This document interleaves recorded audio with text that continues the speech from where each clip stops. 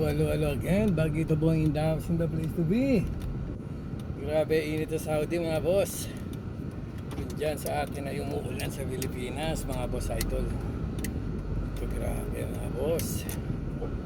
Init mga boss idol, mainit. Mainit. Ikabaligtaran talaga eh, no? Init sa Saudi mga boss. Baha-baha na dyan. Kaya ingat kayo dyan mga boss idol.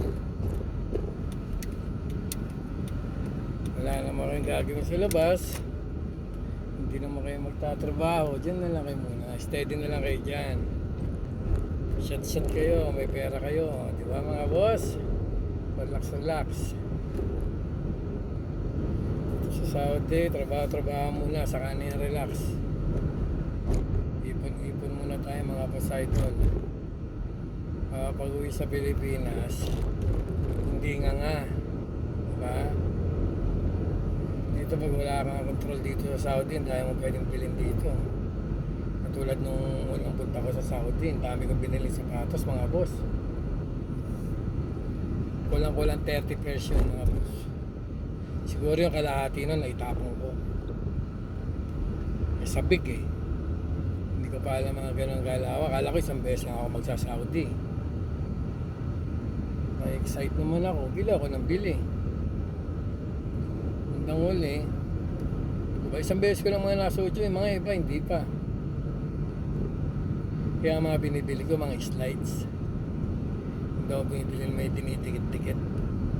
Wala talo. Pag hindi mo sinuot, tatanggalin yung tikitan na expired. Pahinit to, grabe oh. Dugo ilong mo rito, pwantyak sa labas.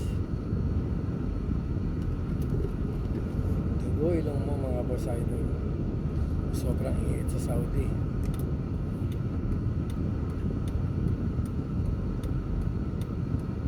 Init sa Saudi mga boss. Diyan naman ang ulan. Grabe naman yung ulan, baha no? Grabe. Kaya ingat kayo dyan mga boss idol.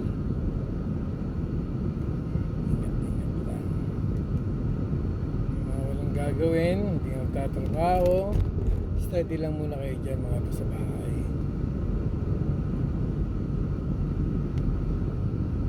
So delikado ba? Nakita ko sa balita eh, sa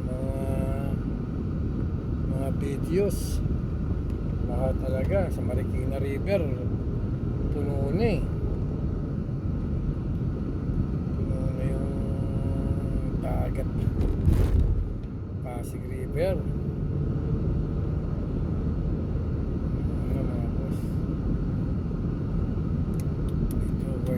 Work, sandstorm, work.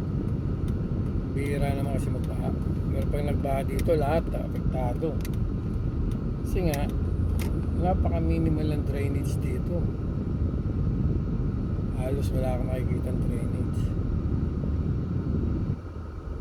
Halos wala.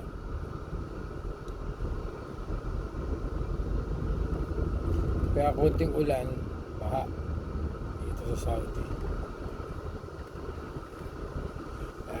Ipon. Hirap gastos, kawawa ka pag uwi mo sa Pilipinas. Diba? Control lang. That's it mga boss idol. Bagito boy, Saudi boy. I may the God bless as always mga boss. Kakain naman ako, tanghalian, stress. Ang init mga boss oh. Grabe init mga boss. That's it. Thank you very much.